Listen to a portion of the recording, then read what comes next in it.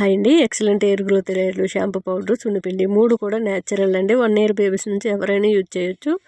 ఆయిల్లో ఏమేమి వేసామనేది ఆ బాటిల్కి ఇటువైపు అటువైపు స్టిక్కర్ ఉంటుంది. నీట్గా రాసి ఉంటుంది. ఎలా వాడాలో కూడా రాసి ఉంటుంది. కానీ నైట్ టైము 5 నుంచి 10 నిమిషాలు మసాజ్ చేసుకొని మార్నింగ్ మీకు ఇష్టం వచ్చిన షాంపూతో చేయొచ్చు. లేదు అంటే కుంకుడుకాయ రసం బెస్ట్ అండి. చాలా మంచి రిజల్ట్ అనేది ఇస్తుంది.